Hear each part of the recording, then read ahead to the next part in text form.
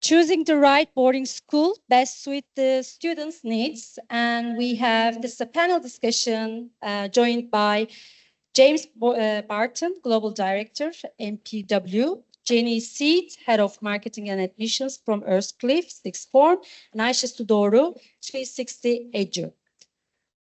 Floor is yours. Thank you. Thank you very much indeed. Ladies and gentlemen, I'm going to be doing this in English. Unlike the very kind gentleman who started the previous session where he started it in English for me, I can't start this one in Turkish for anyone else, I'm afraid. But very nice to meet you all this morning. I'm going to be doing my level best to moderate this very engaging panel over the course of the next sort of half an hour, 35 minutes. But to start with, rather than introducing myself to start with, I'd just like to introduce Jenny to give us a bit of a context to you, what you do, who you represent here today, and your background, please. Jenny. Okay. I am Jenny. Please forgive me. I'm getting over a little bit of a cold. I'm not normally quite as croaky as this. I am from a school called Earlscliff. We're a boarding school, and it's part of the Duke's Education Group. As marketing admissions, the major part of my role in the school is putting together our boarding school community. So I am the first point of call for lots of our inquiries, and then I work through these kind of conversations to make sure that we select a really nice group of people that make up our school. Lovely. Thank you very much indeed. Sue, if you don't mind giving me a little bit of context to you as well. Welcome, everyone. Thank you for coming. I'm Ayşe Sudoru, founder and director of 360 Edu.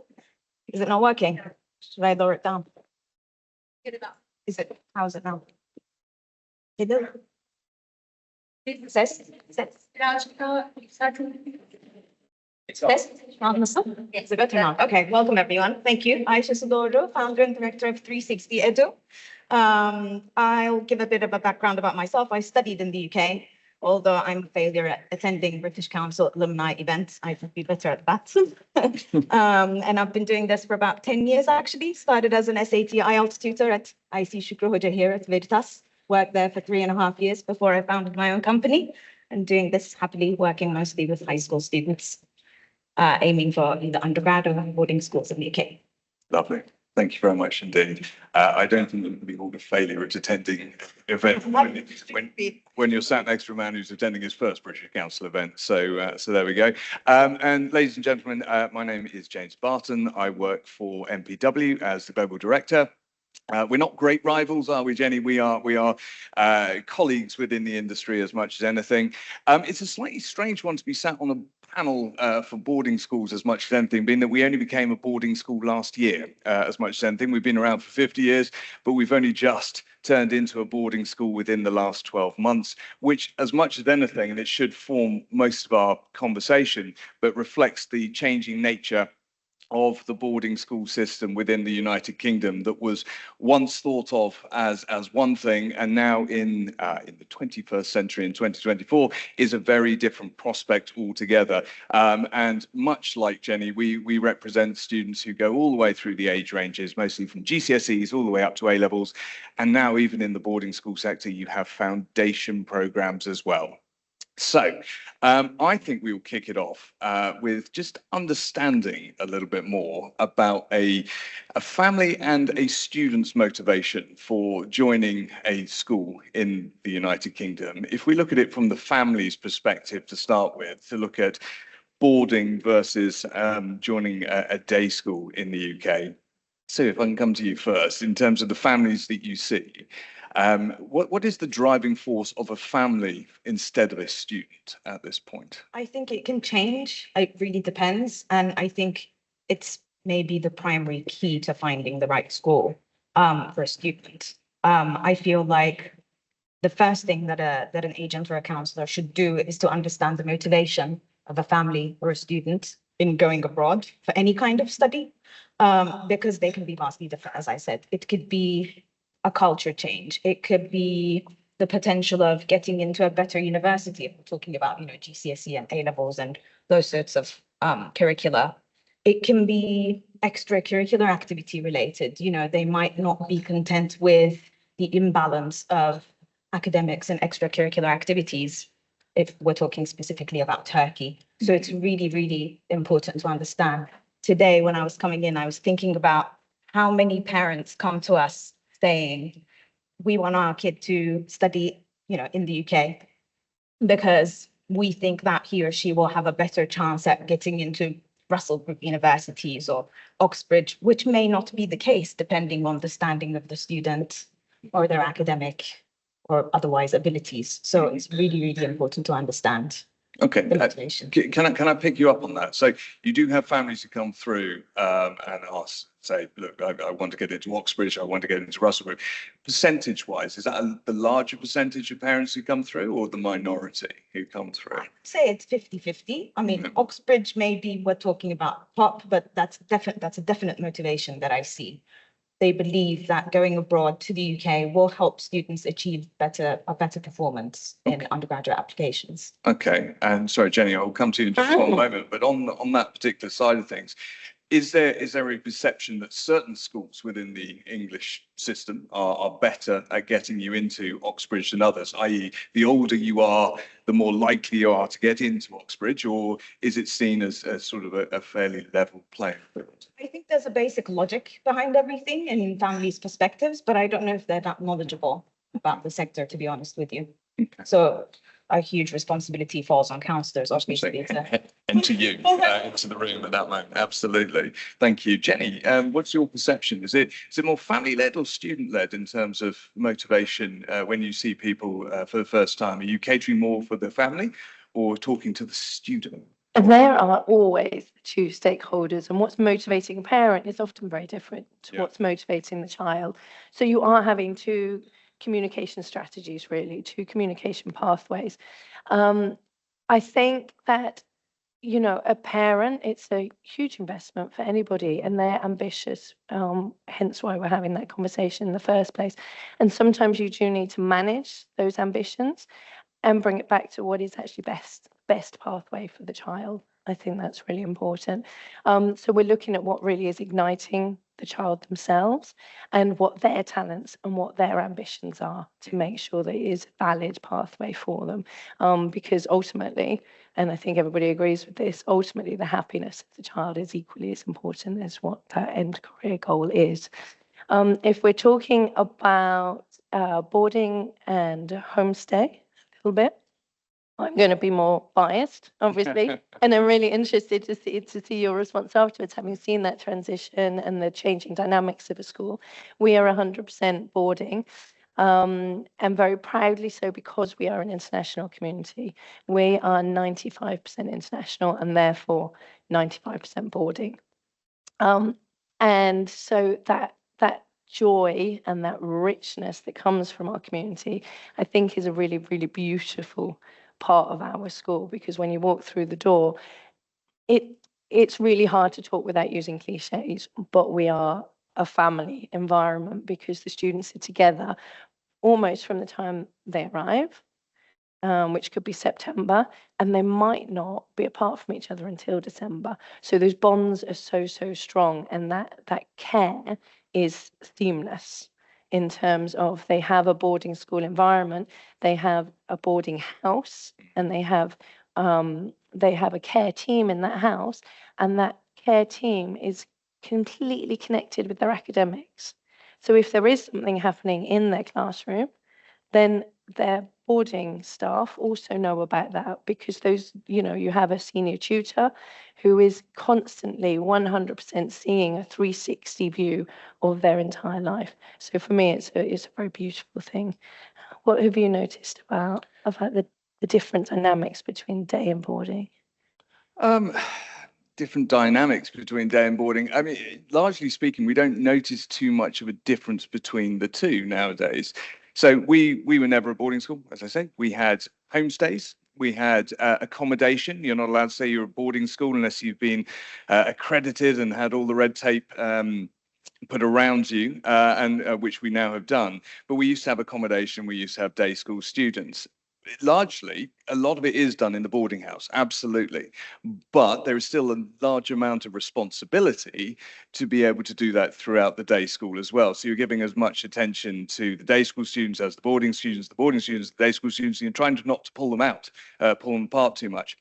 When they're in the accommodation or the boarding facilities now, the key is to try and make them feel as though they're not so far away from home. This is the problem with the old British boarding school system. Was it was the army camp. You were being sent away. You were being taught how to do X, Y, and Z on your own. It was a closed door. The moment you got there, the boarding schools would shut up shop and literally teach you within there. And that didn't work for an awful lot of people. Nowadays, it's trying to make people feel as homely as possible within that. And I'm sure that's particularly important, particularly in the care team side of things, for international students who've come from all over the globe. And what you don't want them feeling is so far away from home at that particular point, I'm sure. Yeah, I think one of the first conversations I have with a student is, have you boarded before? You know, how do you feel about it? What are those nerves? And, you know, really trying to pull out, you know, it's okay to say I'm nervous. It's okay to say, oh, you know, I really like my mom, you know. How do you do that though? I mean, within a care team within a school, sorry, let me get your stats right. You're 95% international, 99% boarding.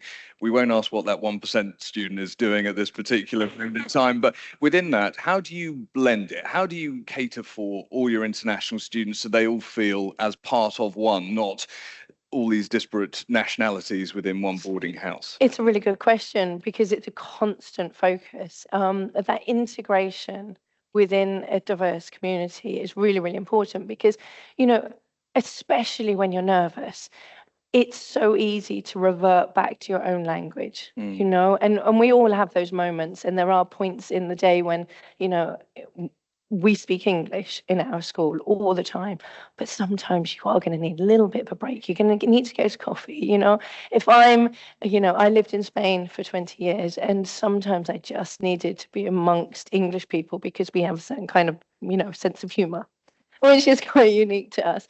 So you have to allow those moments. But the rest of the time, you have to do a lot of team building activities. You have to really, really embrace different likes, dislikes. We have advanced skills academies. So let's, you know, give students the opportunity to be an artist, be a basketball player, be a businessman, and lots of extracurricular where you can thrive in your shared interests, not just your shared languages. One of the things that is really important to us because we are international is that we have nationality caps. And so 15% is the maximum of any different nationality, and we have 32 different nationalities. So a big part of my job is to constantly try and find, you know, it's really exciting, new areas, new countries that haven't come to us before, so that we can mix. And then we have international days so that everybody can learn from everyone else. And it's just embracing those recognizing differences and celebrating them. Lovely, thank you. So when you have the families and the students who come through, what are the major concerns for them from the outset, or does your job stop when they enter the school and then you leave them at it from that particular point? Do you still get concerns coming back to you from that particular respect? What are sort of the noises you get from families and students? Afterwards, you mean after the student? Well, before and afterwards, I suppose. What is it like before, and does it change when they're actually there into afterwards? Well, before it's actually about choosing the right school for them. So, you know, what's the curriculum? Is it going to be GCSE, A-level, IB, or is it going to be an American system AP school? Because you have so many options in the UK. And obviously the age issue, which will be completely new to families because we don't really have it in Turkey, but it's such a defining thing in the UK. And all these sorts of criteria is discussed obviously before enrollment, and after enrollment, it will usually be, you know, about guardians. We speak a lot about, for example, if a student can't reach a guardian, that's a discussion I have a lot. Or I guess through that immersion period where a student is trying to get used to a UK education or a boarding school education, because it's extremely different from what they have in a day school in Turkey. So all this general application about self-study and having to do homework on their own without much help, I guess, or not being flexible when it comes to not meeting deadlines, they'll call us about those kinds of stuff. And obviously, if the parents don't speak English well, we have to be the communicator all the time. Even if they study for 5 years, we're still together. So Very good. I mean, you brought up there choosing the right curriculum and the age issue. Talk me through the age issue. You said it's a huge thing in the United Kingdom and not something you're aware of so much over here. What do you mean in that sense? well, so for example, I'll give an example from this year, since we work with a lot of prospective undergraduate students. This year, grade 12 is the last year of high school in Turkey. And I have students who are in grade 12 who were born in 2006, 2007, and 2008. Right. So 3 different ages in the same term we have in Turkey right now. My knowledge from the UK is that, especially in terms of key stages and whether you can do GCSE or A level or maybe pre-GCSE, age is a pretty defining factor, right? It can be, yes. I mean, largely everything's driven by age, and we should always sort of roughly, if you want a rough route map as to how it works, you look for the age that a student is progressing through school. But it's not arbitrary. It's not strictly defined by the age. It's more, to use your words from earlier, there's a logic that is applied to it. You get an awful lot of students, particularly from the international communities, different countries, different perspectives around the world, but they want to accelerate through education. There's sort of this unnecessary glamour about getting to university way before you're supposed to get there, which has its dangers. And that's what you're really trying to counsel students on a lot of the time is if you're 16, do you want to be joining a university when you're 17, when largely all doors will be shut to you other than your educational route, which you're going to find a little bit harder, but you're not going to get the student experience. You're not going to get all the extra activities that really define a university, which is the growing up stage that comes with it. Likewise, from the reverse perspective, if you're too old, are you right to do GCSEs? No, probably not nowadays. Do you need to do them? No, probably not nowadays. And therefore, schools now do more pre-programs and things like that. So if you're not at the right, or you're a little bit older and you're not quite ready to go on to what is the age-appropriate step there, then pre-programs can often be the right route for you. And they particularly are useful if someone isn't quite there on the language side of things yet, which I'm sure is a problem you encounter quite a lot within a 95% international community. There is different language levels when people start. So pre-programs can often be a good adjustment period for that. Do you do a pre or something? Yeah, absolutely. I can agree with everything you said more. It was perfectly put. And I think it's quite interesting. One of the things, I know you, KBs and immigration, are going to speak after this, and we never look forward to an inspection, but it's one of the ones they have a really really nice detailed way of looking at the criteria that the school should be following. And one of the things that they check is whether a student is a valid student for the course that they are on. And I think it really makes you consider, so when you're looking at assessment criteria, it makes you consider things like the language proficiency, because I can interview a student and go, great, they are so articulate and they are so they're so enthusiastic and clearly very, very academic. But if you don't have the correct vocabulary basis to study the subject you're doing, then are you going to thrive in that specific subject? So pre-A levels, for example, work really, really well in terms of sometimes a student might need 6 months to really, really focus on getting that groundwork for the subject before moving on. And in the international market, it's absolutely key, yeah. Absolutely. And Sue, I'm sure you find this a lot, but it is really about what someone wants to do within the future. It's understanding where they want to go on to, because then their English language level will determine what their program of study is as much as what they want to do in the future will. So if they want to be a doctor, they're only ever going to do biology, chemistry, probably maths within there. If their English language level is not up to it, there's still no point in us putting them onto a different program. So it's then trying to find what that hybrid middle is. Do you spend a long time from the outset trying to understand motivation in terms of where someone wants to go, not just what's driving them for school? Yeah, I do. I mean, at 360 Edu, we try to spend as much time with students as possible. And one of the points that I was thinking about making today is I feel like with university applications, parents and students are used to spending so much time Mm. on that. You know, they start as early as grade 9, which is the first year of high school in Turkey. But with high school, what I'm seeing from the parents is we can maybe find an agent or a counselor in 2 months, make the application and then go. But this system doesn't really work like that either. They need to be spending time on this as well. So we as agents and counselors need to spend time with the student, get to know the student, understand motivations, especially because of the curriculum differences. I think, again, like we need to look at it from a macro perspective, which is why I like programs like pre-A levels as well, because in Turkey, we have 2 strands in high schools where students need to take a compulsory education. They definitely take mathematics and Turkish literature and language. And then if they choose the science track, they take natural sciences. But with A levels, you're given so much freedom with what you choose, and it really affects where you go. But because of the system in Turkey, students don't really have that reflex of thinking so much about where they want to go in life when they're in grade 9 and 10. So when they want to switch into A level, it becomes a problem. All of a sudden, they can't think, should I take further maths? Is it going to be too much? Should I take mathematics? Will that get me in engineering, or is it really required for medicine? So I think it's really important to spend time with them. And I mean, in general, I try to persuade them to do A levels, to be honest.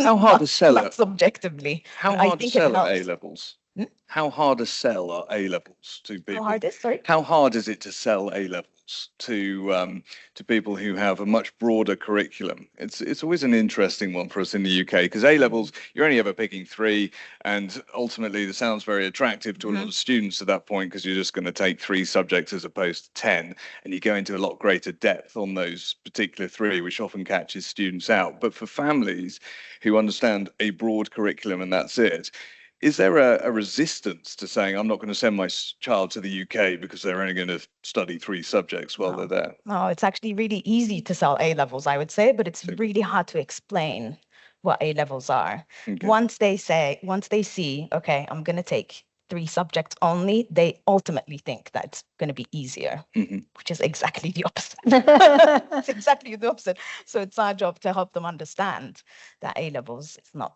an easy curriculum. Okay. Lovely. In the interest of time, I'm going to just take this one in a different direction if I can. Can I ask a question to the audience? Is that all right? Location, location, location. Wonderful British phrase. When you're sending students to school, to the panel as well here, of course, but are you more finding that families are wanting to send their children outside of the big cities, into the countrysides, to the boarding schools around the United Kingdom? Or do you still get a healthy proportion who actually will go, no, sending them to central London seems like a really good idea? Yes, hello. Hello, my name is Güler. I was actually just thinking when you were talking about the families and how they actually choose the school. And I see that 2 different sides of the high schools in here. One of them is the campus, the other one is the building, city center, out of the city, selective, non-selective, uniforms. So when the families, when they come to us, actually, of course, they have the plan for their children. But of course, it depends on their children background and what they want to for their kids for the future. So in that case, they don't really ask for the location. They ask for the list of the school who are on the A-level list or who are on the GCSE list. That's what I actually observe when I do meetings. Lovely. Thank you. Yeah. I mean, I think you did my job perfectly for me there in terms of analysing the different sides of the coin very much in that respect. And- Any other feedback from the audience? If not, I'm going to take that one then on to Jenny in terms of uniforms. You're a uniform based. We are, well, How important is the uniform? Because the uniform is a very traditional, very old school boarding school institution as much as anything. Exactly. And when I say uniform, actually it's a dress code. And there is a reason for it, because as an international school, we're balancing. So when you walk into our school, we have people from all over the world, who are bringing their own languages. but what we pride ourselves on is this very British environment. It's core British values. So it's kind of part of our brand, you know, those beautiful British manners that, you know, I was living abroad and we kind of come back to, you know, having to say thank you at least 25 times a day or whatever. And so as much as we know the business world is moving on, you have Google and you have Apple, as my students like to tell me 10 times a day, that are much more casual. The core, as you addressed today, you know, the lovely traditional way of having a suit and a tie and a shirt and turning up to work is still appealing. You know, when you're at school, you are dressed for at school, you are turning up for business, you know, and then once you've finished school, you can go home, you can take the uniform off, you know, and you can relax. And it's kind of a mental change to be aware that yes, you're here, this is formal environment, and you're gonna work hard. I like that, actually. I mean, I've always been I'm not going to do myself out of a job here, but I've always liked the uniform idea. I grew up with the uniform idea. Even though I'm wearing an MPW tie, we don't do uniforms ourselves. But I like that mental shift of being, you go to work and then you come back and you down dress from there. Just to take that in a different direction. So we have a tagline that we've run with now for about 10, 15 years because it seems to still work, which is tailored, not uniform.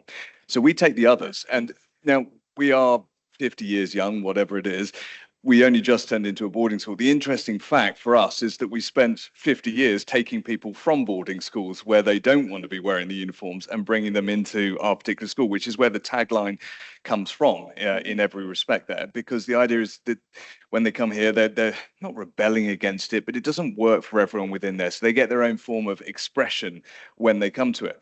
But the fascinating thing for me is when you give people opportunity to go off and express themselves, they'll express themselves for about a week. And then everyone will start coming away from the idea that this is some sort of catwalk fashion show and start just settling into something that's much more normal and routine. So we've always said you can wear what you like, but wear it within reason. And that really is just a watchword for about a week, and then people settle into it a lot more from there. I think it's a fascinating thing, full stop, in terms of when you walk into a school, and it can bring us around, if we may, to actually visiting schools and how important that is, because there is no unique school. You know, we're following very similar curriculums. You know, we're inspected by the same accreditation agencies. You know, there are rules that we have to follow. What is different about every school is the culture, and how we dress becomes part of that culture, and how students are allowed to express themselves part of that culture. Behaviour policies are part of that culture. And as Duke's Education Group, we work really well as a group because each school has its own defined culture. So Rochester Independent College is a brilliant school that has no uniform and is much more liberal and much more arty, you know, and it's an amazing, vibrant place to be when you walk in those doors, in the same way that we're an amazing, vibrant place to be, but in a very different way. You know, we have similar markets, but we are not competition. And I'd imagine that's kind of what you're saying as well, is that? Absolutely. Well, look, I'll come around to me, but you very neatly segued it into there, which will probably close more of our session. But Sue, the importance of people actually visiting the schools in advance versus actually just seeing them on the internet, virtual open days, prospectuses, meeting people in markets. What's your experience on that? Do you encourage them to come across, or is it more, they will just take your word from it over here and go with you? I encourage all families and students to visit the schools they're considering. I constantly encourage myself to go and visit because it's really important. I'll give an example from my own student years, actually. I mean, I graduated from my undergrad from Westminster University, and I had an offer from Oxford Brookes as well, which was my initial, aim. And I went and completely hated the campus and decided to study at Westminster. And that was the only reason, why I chose one over the other. And I see that my students today have the same experiences. Once they visit a school, every little detail, helps. The person that they see and speak at the school, the general environment, the uniform thing, everything. It's really, really important.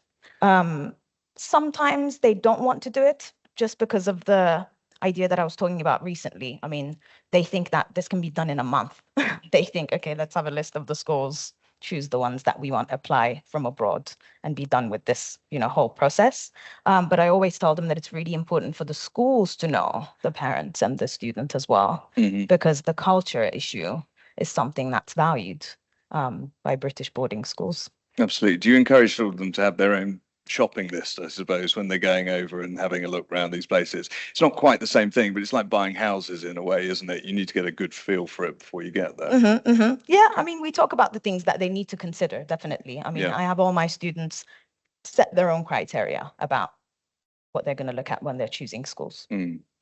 Of course, and just to bring the dreaded term into the room at this moment, because this is going to become far more of a thing, I suppose, going into 2025, when more schools are going to be out there and onto the road, as more and more domestic boarding schools from the market are now having to diversify out into more of the international community, as VAT creeps in and does what it does for the domestic audience over in the UK. So the more we can do as a collective, not just from the agent perspective, but from the education side of things as well, because we are an industry, we're a marketplace, and we should also be trying to impart other things onto other schools along the way, wisdom where they haven't been in the markets before, and how they can hope to get a little bit of a foothold in there, because it's not competition, is it? It's a sector that we're trying to uphold and sort of move forward in its own way within there. But when taking people out onto the road, it's going to be more important than ever for parents and students to actually go and see the schools and get a good feel when they're actually there itself. Absolutely. Jenny, you obviously meet a lot of people on the road. Do you then see them come through when they're at the school themselves? Do you see faces that you see in fairs and then you see them when they're actually in the UK, or are you far more on the road and therefore never there when they actually arrive? Oh, no, thank you. I feel like you set me up nicely there. I did Thank rather, you. didn't I? Yeah, very kind of you. No, it's a key part of my job to make sure that journey is everything I promised it would be. I'm not selling cars. I'm giving people an opportunity to change their lives as you are. And going back to what you said, it is for the student to have that ownership about their decision, and the family obviously involved, and have that say in how they want their own lives to look. And if I fill all of these conversations with, hopes and dreams, then it's just going to lead to disappointment. But actually, seeing a student come through and then thrive, and then that joy and that excitement of all of those dreams being realized, and this bright future and these amazing outcomes that happen for it, that is the best part of, our job and what it is we do. Lovely. I'm very conscious of time. There's just one thing I'd like to add in at the end. So the concept of the boarding schools, that have been around for hundreds of years, is the idea it's not just about education, but it's all the other things that go into it. It's all the trappings, the social welfare, the extracurricular, and that side of things.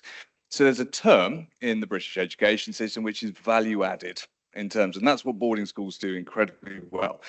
So slightly contentious, but with value added, what is the importance of league tables? Because league tables are strictly academic. Do you get a genuine sense of a school just by looking at academic league tables, or not? I think I'm going to come to you first on that one, Sue. I'm not a huge league table fan, to be honest with you. I mean, league tables can give you guidance in terms of academic criteria, especially, I guess.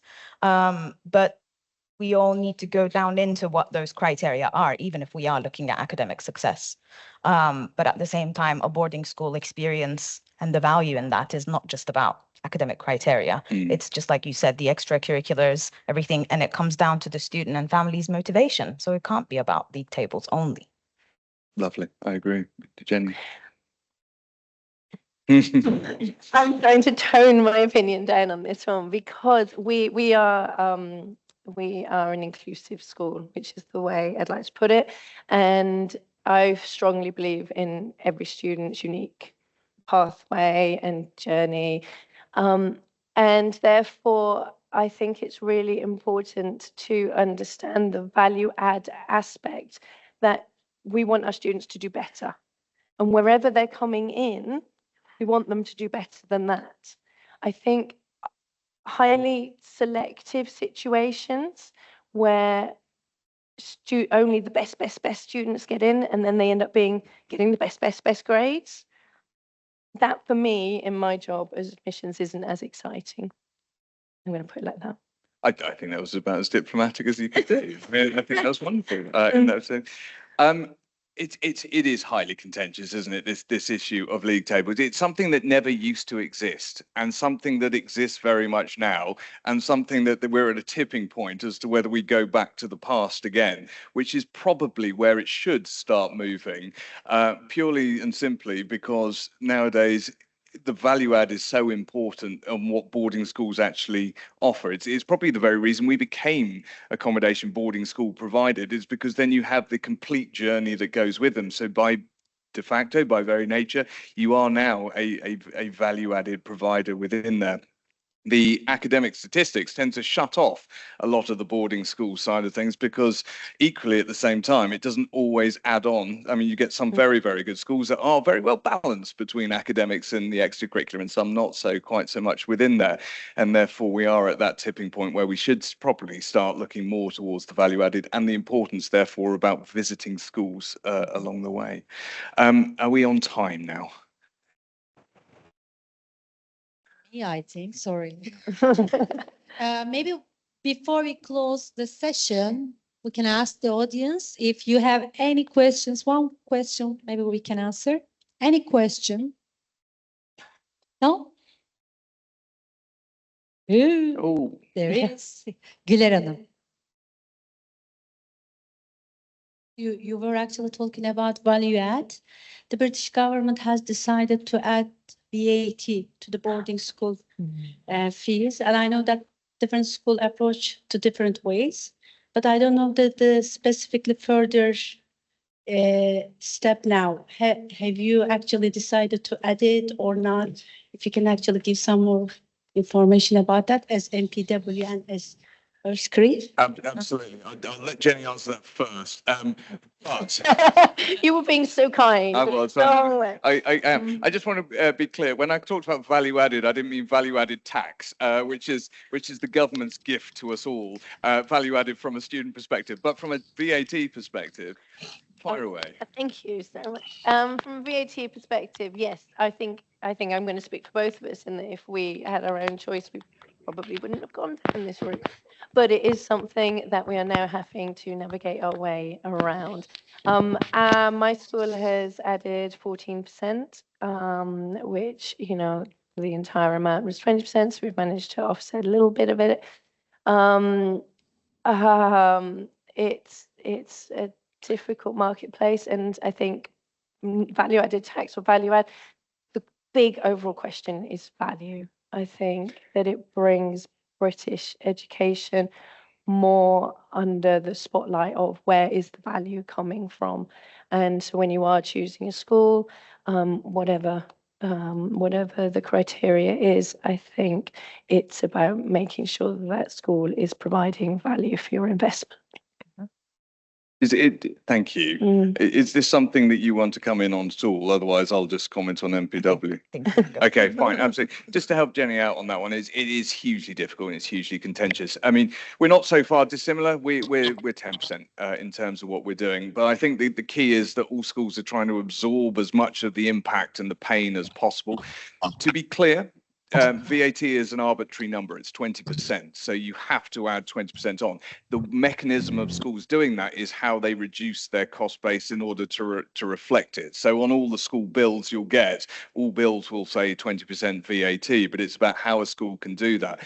Really, your question is about the here and now from January 25 to September 25, because by September 25, it will never say, we will never be having a conversation on VAT. It will now just say including VAT from there, and ourselves included. We're still looking at what that might be for September 25. I think the likeliest example probably is that schools now add the 20% VAT, but probably are more looking towards the price freeze in terms of actually increasing fees. But that's still being worked out at the moment. For January 25, 14%. 14%. And 10%, but it's going to be broadly similar across most of the sector. Well, thank you. James, thank you for this excellent moderation. Sue and Jenny, thank you for being part of this discussion. I hope you found the session useful.